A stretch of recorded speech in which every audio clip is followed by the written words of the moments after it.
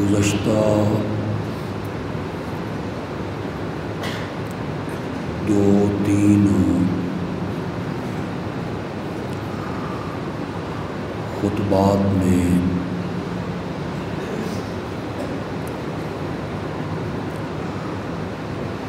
معجزے کی حقیقت کے بارے میں گفتگو ہو رہی ہے۔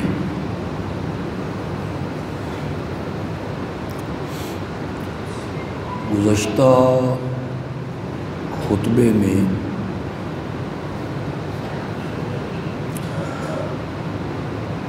اس عنوان پر گفتگو ہوئی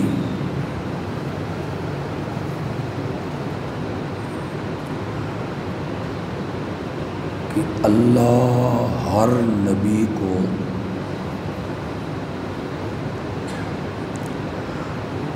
وقت کے رواج کے مطابق معجزہ عطا کرتا ہے۔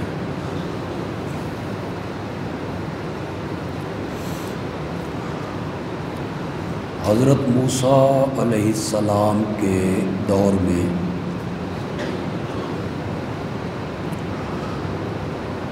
جادو کا چرچا تھا،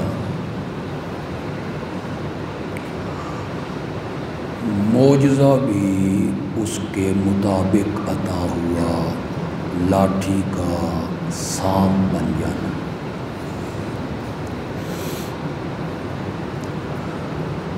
حضرت عیسیٰ علیہ السلام کے وقت میں حکمت طب کا زور تھا، چرچا تھا۔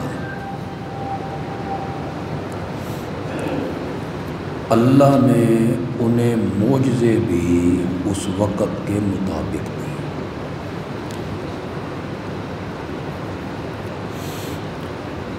ہمارے پیارے پیغمبر حضرت محمد الرسول اللہ صلی اللہ علیہ وسلم جس وقت میں تشریف لائے،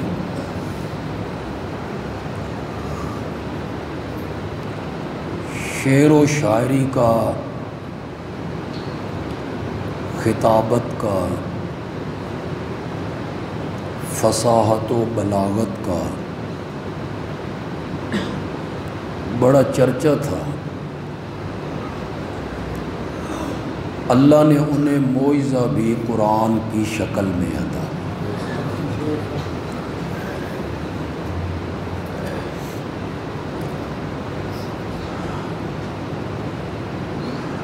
جن کمزور عقیدے کے لوگوں کو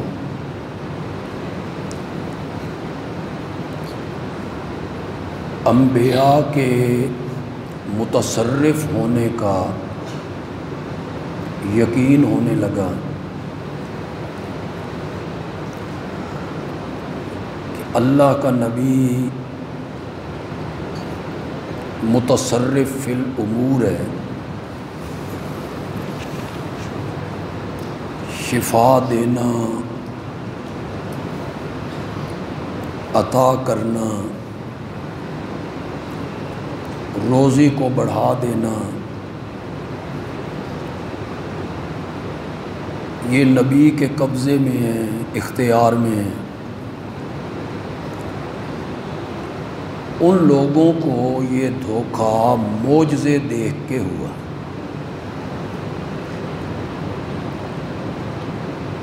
بنیاد عقیدے کے بگڑنے کی کیا ہے؟ معجزہ۔ انہوں نے انبیاء کے معجزے دیکھے، معجزے میں انہونی ہونی ہو جاتی ہے، معجزے میں ناممکن ممکن ہو جاتا ہے، معجزے میں جس آگ کی تاثیر جلانا ہے وہ باغ و بہار ہو جاتا ہے۔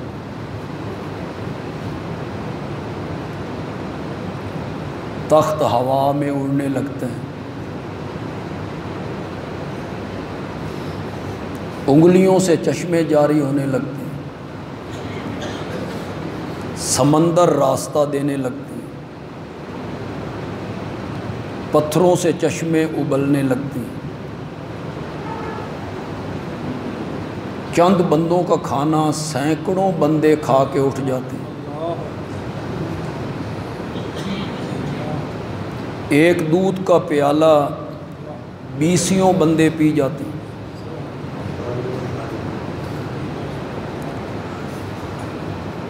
نکلی ہوئی آنکھ اللہ کا نبی اٹھا کے فٹ کر دیتا ہے۔ تو یہاں سے لوگوں کو دھوکہ لگ گیا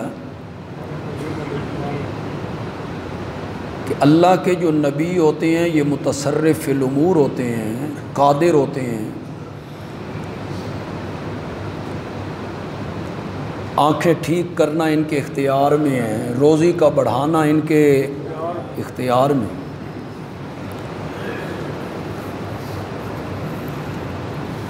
تو ان لوگوں کو دھوکہ لگا انبیاء کے معجزے دیکھ کے، یا اولیاء اللہ کی کرامتیں دیکھ کے۔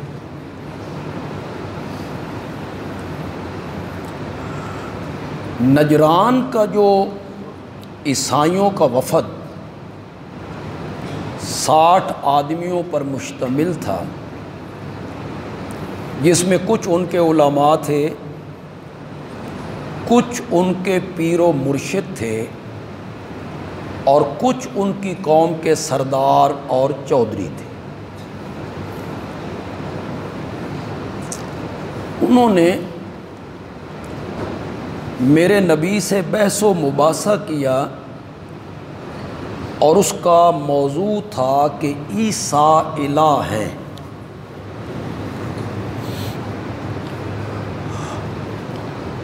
اور میرے نبی کا دعویٰ تھا کہ نہیں، الہ صرف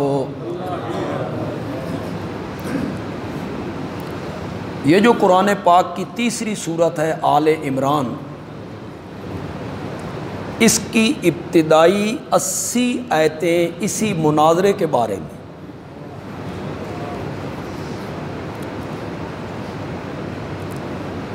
شروع اس سورت کو کہاں سے کیا؟ اللہ لا الہ الا، یہیں سے شروع، اللہ کے سوا کوئی الہ نہیں۔ اور عیسائیوں کے علماء کا یہ دعویٰ تھا کہ حضرت عیسیٰ بھی الہ ہے۔ اس پر انہوں نے دلیل پیش کی ان کا بن باپ پیدا ہونا۔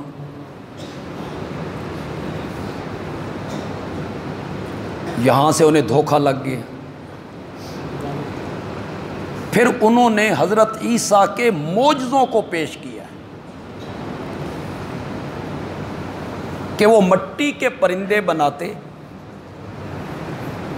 پھونک مارتے، اور وہ سچ مچ کا پرندہ بن جاتا، کوڑ کے مرض والے کو ہاتھ پھیرتے درست ہو جاتا، مادر زاد نابینا بینا ہو جاتا، مردے زندہ ہو جاتا۔ تو یہ اختیار ہے نا، وہ متصرف فی الامور ہیں، قادر ہیں، کسی کو شفا بخشنا ان کے ہاتھ میں ہے، مٹی کے پرندے بنا کے سچ مچ کے پرندے بنانا ان کے بس میں ہے، مادر زاد نابیناؤں کو آنکھیں فراہم کرنا ان کے اختیار میں ہیں. کسی کو مار دیں، کسی کو زندہ کریں، ان کے قبضے میں. یہ دلائل پیش کیے عیسائیوں نے حضرت عیسیٰ کی الوہیت پر اور معبودیت پر. قرآن نے اس کا جواب دیا کہ حضرت عیسیٰ علیہ السلام نے جتنے کام کیے، ہر کام کرتے ہوئے وہ کہتے تھے بِإِذْنِ اللہ. کس کے حکم سے؟ جتنے لوگوں کو انبیاء کے متصرف ہونے پر دھوکہ لگا، انہیں دھوکہ لگا نبیوں کے معجزے دیکھ کے. بس یہی حقیقت آپ کو سمجھانا چاہتا ہوں. بنیاد صحیح ہو جائے گی، انشاءاللہ عقیدہ درست ہو جائے گا. آپ کو کوئی دھوکہ نہیں دے سکے.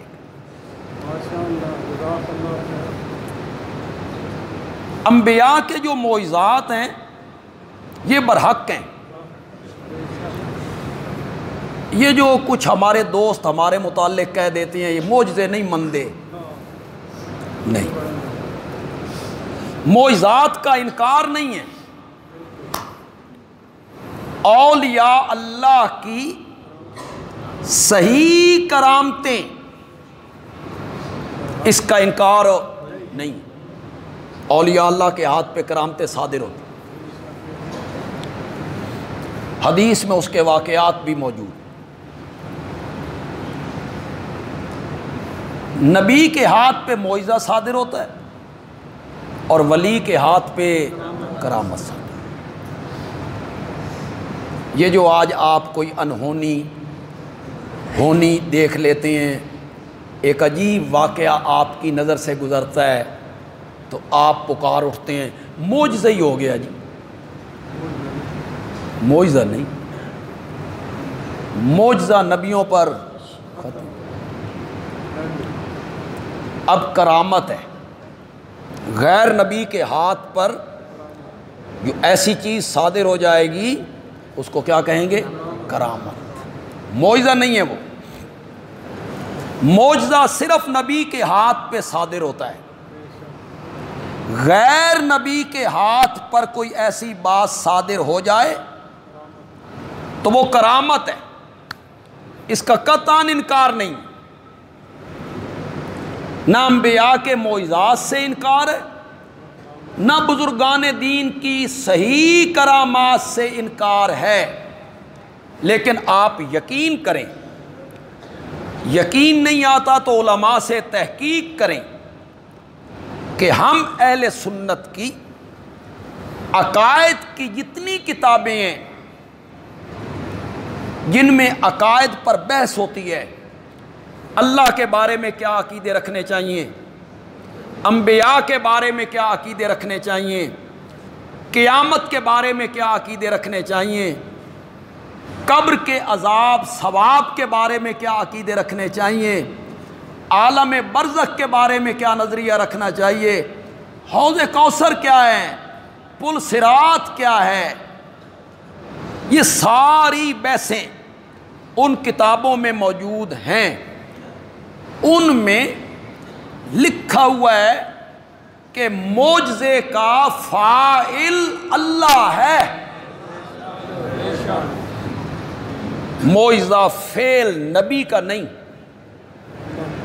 معجزہ فعل کس کا ہے؟ اس میں ہاتھ نبی کا ہے، اختیار اور مرضی کس کی ہے؟ اگر قرآن نے کسی جگہ پہ کسی معجزے یا کرامت کا نسبت اس ولی کی طرف یا نبی کی طرف کی ہے تو وہ مجازاً ہے، حقیقتاً نہیں ہے. اس لیے کہ صادر اس کے ہاتھ پہ ہو رہا ہے تو مجازاً نسبت اس کی طرف کر دی، ورنہ حقیقت میں معجزہ ہو یا کرامت ہو اس میں ہاتھ نبی اور ولی کا ہے، اختیار اور مرضی کس کی ہے؟ کئی دفعہ آپ کے سامنے بیان کر چکا ہوں، جمعے پہ کچھ نئے لوگ آ جاتے ہیں،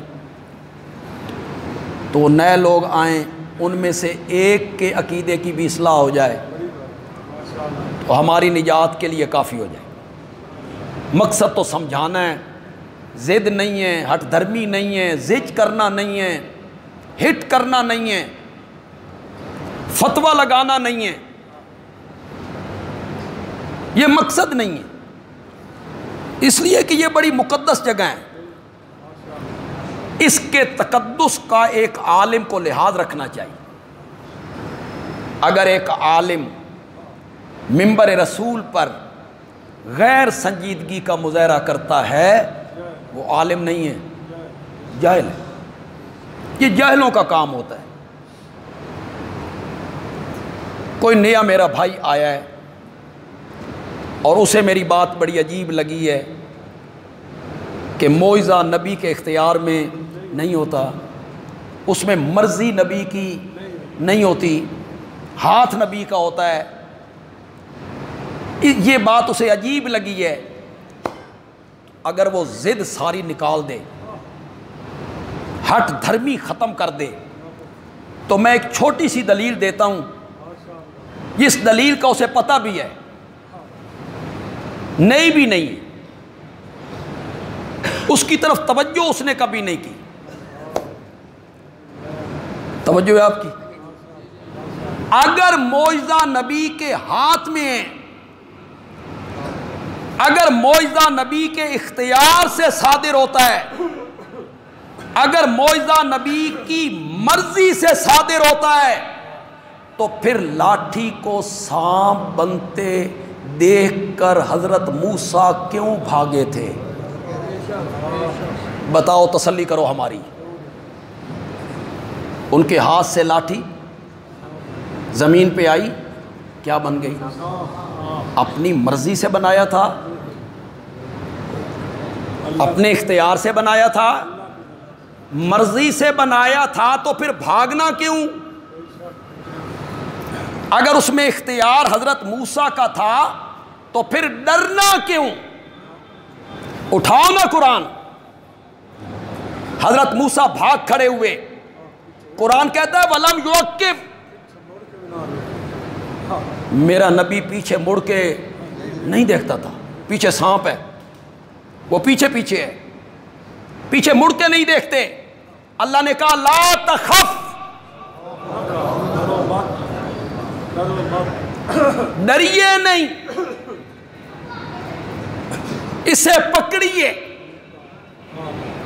عام میں اگر عربی کے ساتھ معمولی سی شدھ بدھ آپ کو ہے، لفظ میں پڑھتا ہوں جو قرآن نے استعمال کیے، سورۃ طٰہٰ میں کیے، قرآن کہتا ہے اس سانپ کو پکڑیے، سنعیدھا،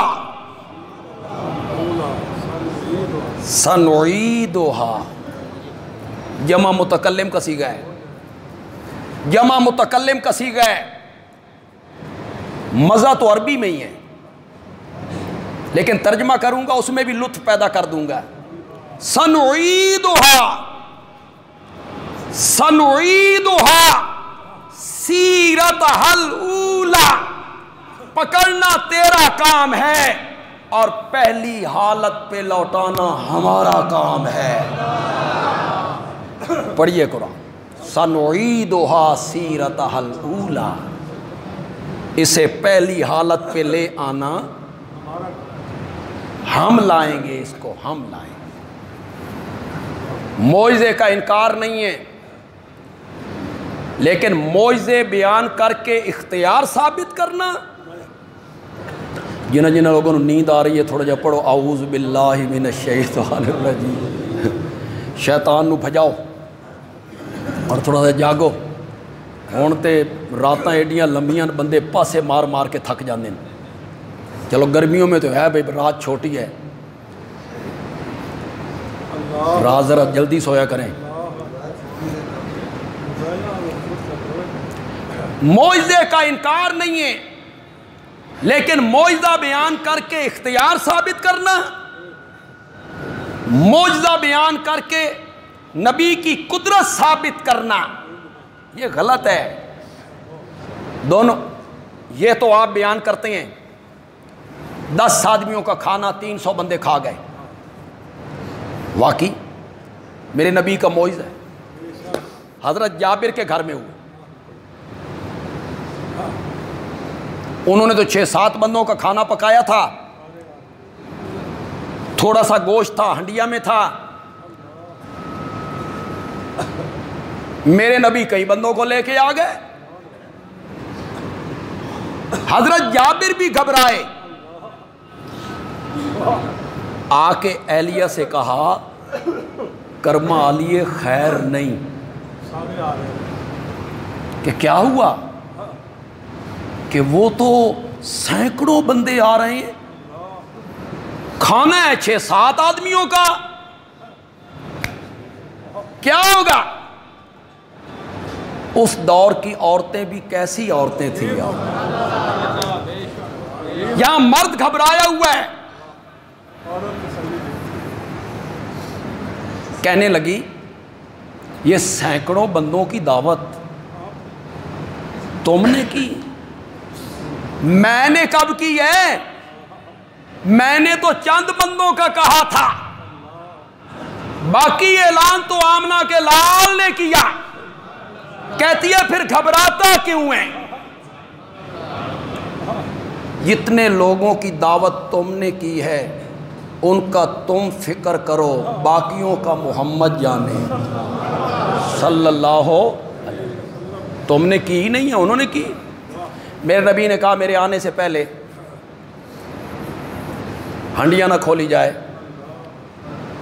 میں خود تقسیم کروں گا، سینکڑوں بندے کھا کے جائیں۔ کوئی انکار۔ حضرت ابو ہریرہ رضی اللہ تعالیٰ عنہ باہر بے ہوش پڑے ہیں بھوک سے، جی یہ میرے نبی کے مدرسے کے طالب علم ہیں، یہ پہلا مدرسہ ہے اصحاب صفہ۔ آج بھی وہ چبوترا موجود ہے میرے نبی کے روضہ مبارک کے سامنے، قبر منور کے سامنے، وہ چبوترا آج بھی محفوظ۔ یہاں وہ بیٹھا کرتے تھے، کوئی کہیں سے آیا، کوئی کہیں سے آیا، کوئی کہیں سے آیا، ان کا گھر بار کوئی نہیں، کاروبار کوئی نہیں۔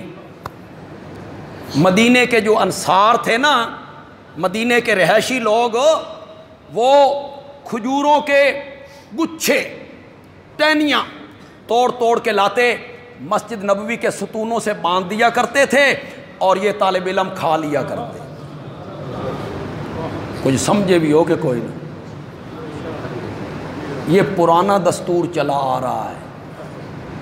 کسی شہر میں باہر کے طالب علم پڑھنے کے لیے آتے ہیں اور اس شہر کے رہنے والے ان کے کھانے پینے کا انتظام کرتے ہیں، جیسے آج بھی مدرسے چل رہے ہیں، شہر کے لوگ ہی کرتے ہیں نا، محلے کے لوگ کرتے ہیں، شہر کے لوگ کرتے ہیں۔ کھانا دے دیا، گندم دے دی، آٹا دے دیا، تیل دے دیا، کھانے پینے کا سامان دے دیا، سبزیاں دے دی، نقد پیسے دے دیے، چل رہے ہیں مدرسے۔ وہ پہلا مدرسہ تھا اصحاب صفہ کا۔ آپ یقین کریں یہ جو دینی مدارس ہیں، اللہ کی منشا یہ ہے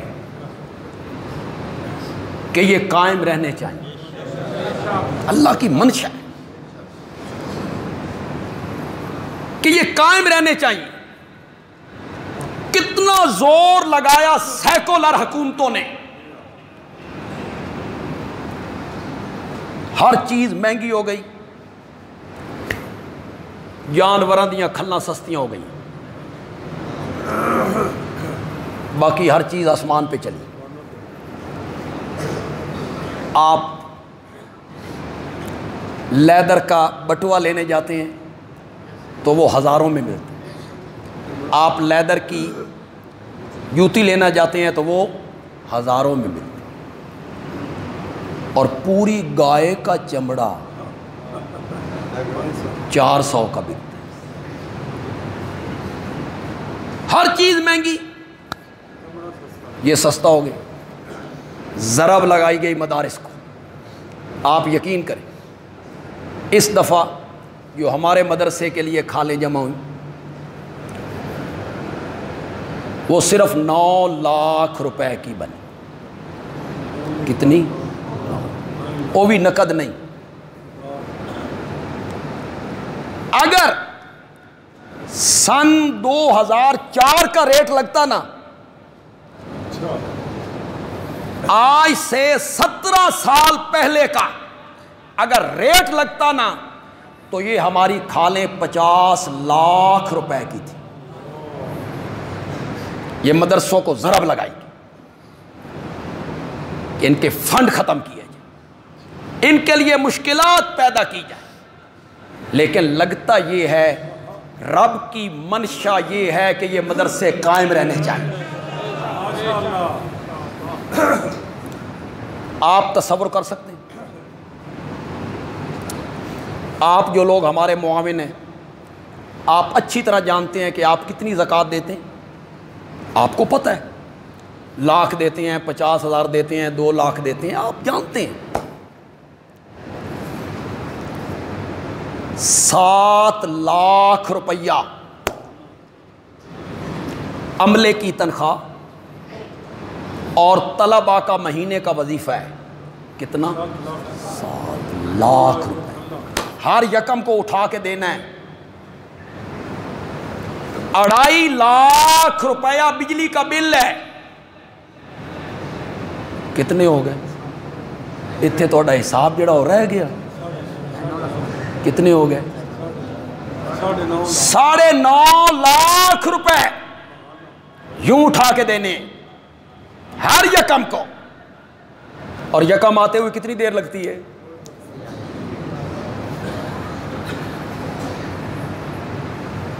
تین 300 بندوں کا کھانا صبح اور 300 بندوں کا کھانا شام کو۔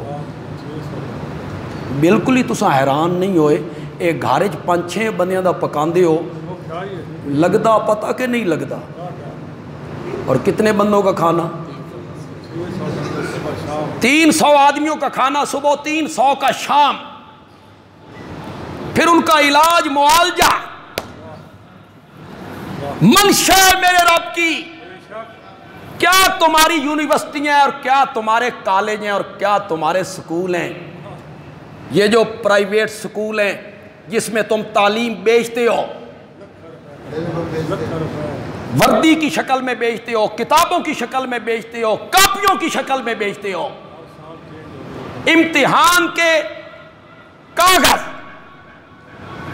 پہلی جماعت کے لڑکے نے امتحان دینا ہے، اس دے کاغذاں دی 500 فیس ہے جی، بیچتے ہو تم تعلیم۔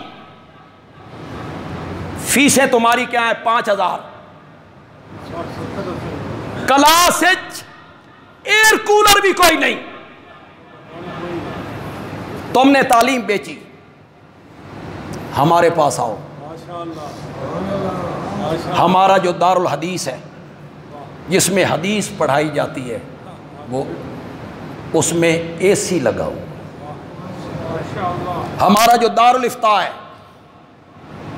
جس میں علماء مفتی بن کے نکلیں گے، وہ اے سی ہے، ہر کمرے میں پنکھا ہے، واٹر فلٹر ہے۔ تسی کی مقابلہ کرو، ہمارا مقابلہ؟ فنڈ لے کے کھا جاتے ہو، سکولوں کرسی ہے تے میز کوئی نہیں، میز ہے تے کرسی کوئی۔ بچوں کے پینے کے لیے پانی کا تم انتظام نہیں کر سکتے ہو، بچے پانی بھی گھر سے لائیں۔ 9.5 لاکھ روپیہ یوں اٹھا کے دینا، بدن کانپ جاتا ہے۔ خدا گواہ ہے، ہمیں کوئی پتہ نہیں کہاں سے آ رہا ہے، کہاں جا رہا ہے۔ پھر لگتا ہے کہ میرے رب کی منشا یہ ہے کہ یہ مدرسے قائم رہنے چاہیے. اللہ کا فضل ہے نا، اور کیا ہے. ورنہ تم ایک پرائمری سکول حکومتی مدد کے بغیر چلا کے دکھاؤ نا، ایک سکول چلا کے دکھاؤ، نہیں چلا سکتے ہو. اور یہاں اتنے، یہ تو ہمارا مدرسہ ہے 300. کراچی میں آپ جائیں طلبہ کی تعداد 6000 بچوں کا کھانا صبح پک رہا ہے، 6000 کا شام کو پک رہا ہے، کام چل رہا ہے، کبھی نہیں رکا. اللہ آئندہ بھی نہیں روکے گا انشاءاللہ. یہ زج کرنا، اس طرف سے بند کر دو، اس طرف سے فنڈ بند کر دو، جو لوگ تعاون کر رہے ہیں ان کے نام لو تاکہ ان کو منع کیا جائے. نہیں روک سکتے ہو. یہ اللہ کے دین کا کام ہے، اس نے چلنا ہی چلنا ہے انشاءاللہ، جاری رہنا ہے اس میں. حضرت ابو ہریرہ بے ہوش پڑے تھے. کہہ یہ رہا تھا ان طالب علموں کے لیے کھجوروں کا انتظام کون کیا کرتا تھا؟ مدینے کے لوگ. یہ پرانا طریقہ چلا آ رہا ہے، لوگ علم آ کے پڑھیں اور مقامی لوگ ان کی کیا کریں؟ خدمت کریں، ان کے کھانے پینے کا انتظام کریں. حضرت ابو ہریرہ کہتے ہیں میں بے ہوش پڑا تھا، حضرت ابوبکر گزرے، میں نے ایک آیت کا معنی پوچھا جس کا مفہوم یہ تھا کہ بھوکوں کو کھانا کھلایا کرو. میں سمجھے ابھی سمجھ جان گے، انہوں نے معنی بتایا چلے گئے. حضرت عمر آ گئے، میں نے معنی پوچھا، انہوں نے معنی دسیا، ٹر گئے. آمنہ کے لال آ گئے، میں نے آیت کا معنی پوچھا، نبوت کے چہرے پہ مسکراہٹ آئی. میرے نبی نے فرمایا اللہ کا جون، لگدا بھوک لگی ہے، چل میرے ساتھ. ابو ہریرہ کو ساتھ لیے. اب میں کچھ وقت کے لیے نبی اور امتی کا ذکر نہیں کروں گا، میں پیر اور مرید کا ذکر کروں. پیر اور مرید کا ذکر کروں، سمجھیں گے آپ کہ یہ میں کیوں کر رہا. جب مرید کو لائے نا تو مرشد نے اپنے گھر بندہ بھیجا. کوئی چیز کھانے کی ہو تو بھیجو، میرے مرید نو بھوک لگی ہوئی. پیر صاحب نے کہاں بندہ بھیجا؟ شاباش شاباش. مرشد ایسے ہوتے ہیں، پیر ایسے ہوتے ہیں. مرشد نے گھر بندہ بھیجا، دودھ کا ایک پیالہ آیا. حضرت ابو ہریرہ خوش ہو گئے، بھوک مٹے گی. میرے نبی نے فرمایا ابو ہریرہ صفہ کے سارے طالب علموں کو بلا کے لا. میں نے دل میں سوچا پیالہ ایک ہے، وہ 20 بندے ہیں، یہ تو قطرہ قطرہ بھی نہیں آئے گا. تو میں نے سوچا شروع تے میرے کول ہی کرنا نے، یہ بچ گیا تھے بھی پی لین گے. جب وہ آ گئے تو آپ نے مجھے کہا ابو ہریرہ انہاں نوں پوا. میں نے پلایا، سارے پی گئے، پیالے میں ایک گھونٹ کی کمی نہیں آئی. پھر میرے آقا نے کہا ابو ہریرہ پی. میں نے پیا، آپ نے فرمایا اور پی. میں سیر ہو گیا، رج گیا. سب سے آخر میں مرشد نے پیا. پتہ نہیں سمجھو کہ نہیں سمجھے گا. پیر ایسے ہوتے ہیں، پہلے مریدوں نے پیا، سب سے آخر میں. یہ واقعہ بیان کر کے اس سے یہ ثابت کرنا کہ دودھ میں برکت ڈالنا، دودھ کو بڑھا دینا، روزی کو بڑھا دینا، یہ نبی پاک کے اختیار میں ہے، یہ غلط ہے۔ اور اس کی میرے پاس ایک بڑی سادہ سی دلیل ہے، کوئی علمی دلیل نہیں ہے، بڑی سادہ سی دلیل ہے، آپ کا ضمیر، آپ کا دل اسے انشاءاللہ تسلیم کرے گا۔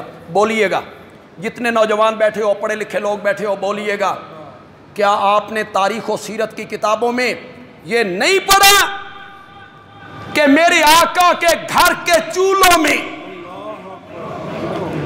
ایک ایک مہینہ تک آگ پڑا ہے؟ بولو، زور سے بولو، سنا ہے علماء سے؟ اہلیہ کے پاس کوئی چیز نہیں، ایک ایک مہینہ چولہے میں آگ نہیں جلتی۔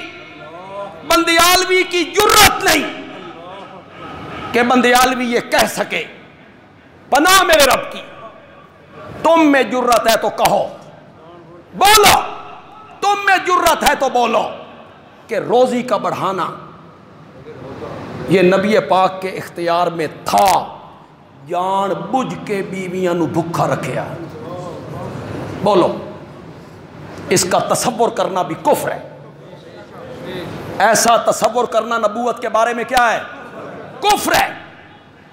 آنکھیں دونوں کھلی رکھو، موعظے بھی بیان کرو، ساتھ یہ بھی بیان کرو۔ اختیار میں ہوتا تو بیویوں کے چولہے ٹھنڈے۔ اس پر میں کتنی دلیلیں دیتا چلا جاؤں، کتنے دلائل پیش کرتا چلا جاؤں کہ موعظہ برحق ہے، لیکن موعظے میں ہاتھ نبی کا ہے، مرضی اور اختیار کس کا ہے؟ نبی کا اختیار۔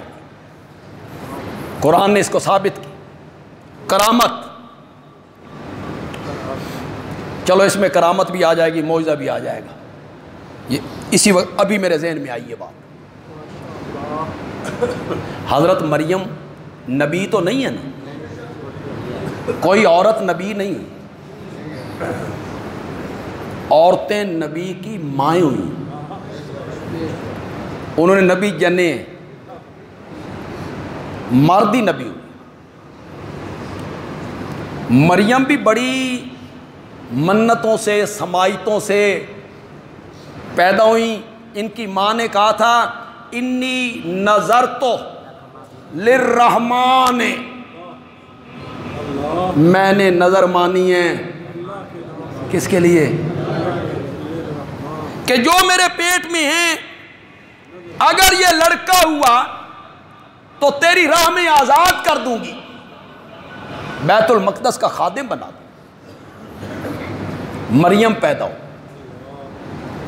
ماں افسردہ ہوئی، میری منت تو لڑکا ہوتا تو پوری ہوتی۔ بیت المقدس کی خدمت کے لیے لڑکیاں تو نہیں لی جاتی۔ اللہ نے فرمایا، قرآن نے اس کو ذکر کیا، اللہ نے کہا مریم کی ماں تیرا مانگا ہوا بیٹا میری دی ہوئی بیٹی کا مقابلہ نہیں کر سکتا۔ حضرت زکریا ان کے خالو ہیں، مریم کے خالو ہیں، تو یہ بیت المقدس کے لیے وقف ہونے لگی، تو وہ جو بیت المقدس کے خادم تھے، ہر ایک کا خیال تھا مجھے ملنی چاہیے، میں کفالت کروں، میں پرورش کروں۔ حضرت زکریا کی کفالت میں حضرت زکریا کام کاج کے لیے باہر نکل جاتے ہیں، تو کمرے میں مریم موجود ہیں، یہ بچی ہے، آئے نا ایک قدم دروازے کے اندر، ایک قدم دروازے سے باہر، سامنے دیکھا مریم کے سامنے بے موسمے پھل پڑے ہوئے۔ حضرت زکریا نے کہا انا لک ھذا، یہ کہاں سے آئے؟ دنیا کی کسی منڈی میں بکتے نہیں، تیرے کولو کنجی آئے؟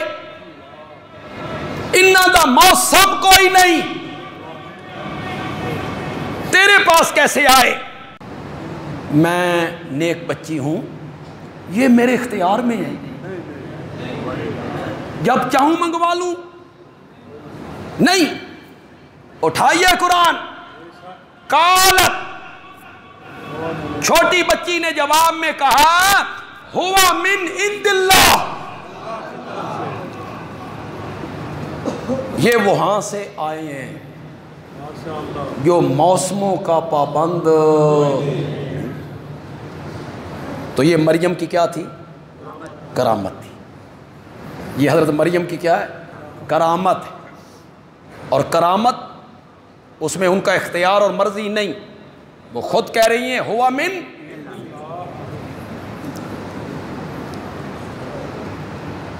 اب حضرت زکریا کا معجزہ ظاہر ہونے لگا۔ ان کے ہاں اولاد کوئی، 120 سال عمر ہے، بیوی ان کی بانج ہے، اس کی عمر 99 سال ہے۔ کوئی نئے میرے دوست آئے ہوں، بھائی ہمارے کوئی بزرگ، تو میں انہیں التجا کروں گا کہ وہ 16واں پارہ سورت مریم کا پہلا رکوع خدا کے لیے گھروں میں ترجمے کے ساتھ پڑھیں۔ خدا کے لیے آپ کے گھر میں کسی دیوبندی عالم کا ترجمہ ہو، بریلوی عالم کا ترجمہ ہو، اہل حدیث عالم کا ترجمہ ہو، شیعہ عالم کا ترجمہ ہو، جس عالم کا ترجمہ بھی آپ کے گھر میں ہو، بلا تفریق آپ اٹھائیے۔ مولانا مودودی کا ترجمہ آپ کے گھر میں ہو، مولانا امین حسن اصلاحی کا ترجمہ آپ کے گھر میں ہو، ڈاکٹر اسرار احمد صاحب کا ترجمہ آپ کے گھر میں ہو، فتح محمد جلندری صاحب کا ترجمہ آپ کے گھر میں ہو، مولانا عبد الماجد دریابادی کا ترجمہ آپ کے گھر میں ہو، مولانا احمد رضا خان بریلوی کا ترجمہ آپ کے گھر میں ہو، مولوی مقبول شیعہ کا ترجمہ آپ کے گھر میں ہو، مولوی فرمان علی شیعہ کا ترجمہ آپ کے گھر میں ہو، کوئی سا ترجمہ ہو اٹھائیے، خدا کے لیے پڑھیے تو صحیح، غور سے پڑھیے، آپ کے عقیدے کی اصلاح ہو جائے، اصلاح ہو۔ قرآن کے قریب آئیے یار۔ عمر کتنی ہے؟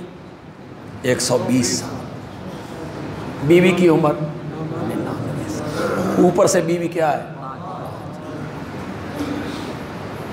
قرآن نے کہا رب انی وہن العظم منی واشتعل الراس شیبا، مولا میریاں ہڈیاں کمزور ہو گئیاں، مولا میرے سر دے وال چٹے ہو گئے، بیوی میری بانجے طاقتاں مک گئیاں، ہمتاں جواب دے گئیاں، قوتاں ختم ہو گئیاں، وَلَمَّ كُمْ بِدُعَائِكَ رب شقیّا، مولا میں تجھ سے مانگ کے کبھی محروم نہیں رہا۔ ایک بیٹے کا سوال ہے، رب حب لی من لدنک ذریۃ طیبہ، مولا پاکیزہ اولاد دے دے۔ حضرت زکریا کا یہ واقعہ قرآن میں رب نے ذکر کیا ہے تمہیں کہانی سنانے کے لیے، بھئی کہانی سنو، بھئی ایک پیغمبر ہے، بڈھا ہے، اولاد کوئی نہیں، کہانی سنانا چاہتا ہے، تمہیں بتانا چاہتا ہے اولاد کے خزانے نبیوں ولیوں کے اختیار میں نہیں ہیں، کس کے اختیار میں؟ تمہیں یہ بتانا چاہتا ہے کہ اللہ کے نبی نے بیٹا مانگا، زور سے بولو، زور سے بولو، جن کے پاس رب کا قرآن ہو وہ کیوں آہستہ بولیں؟ کس سے مانگا؟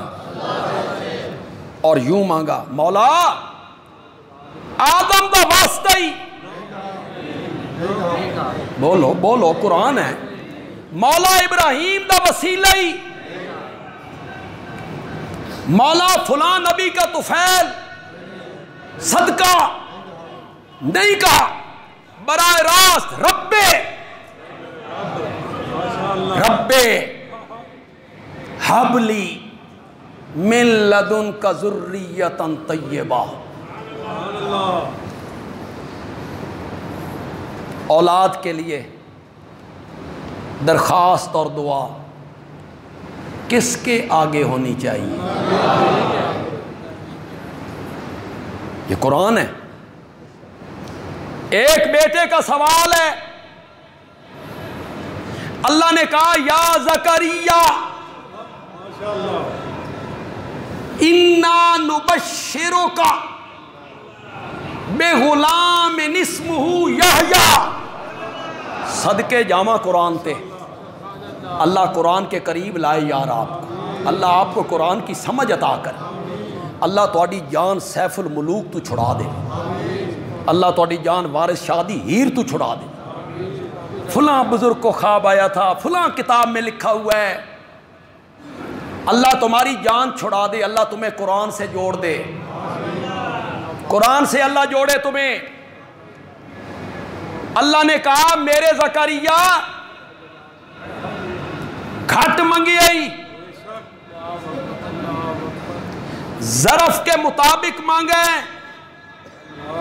دامن کے مطابق مانگیں، میں نے رحمت کے مطابق دینا ہے۔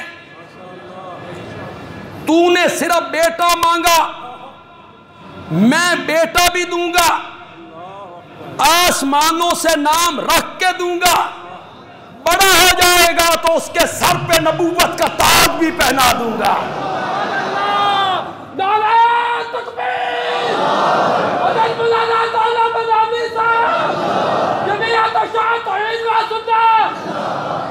اللہ بتانا چاہتے ہیں میرا دروازہ چھوڑ کے کہاں دھکے کھا رہے ہو، ان کے اختیار میں کچھ نہیں ہے،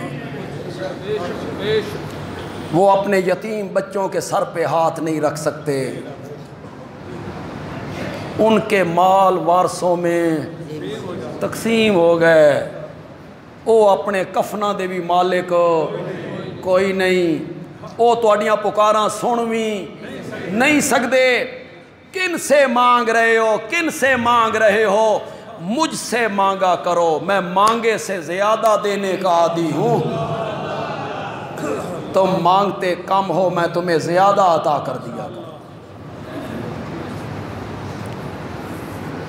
جمعے کا جو وقت ہوتا ہے یہ بڑا محدود ہوتا ہے،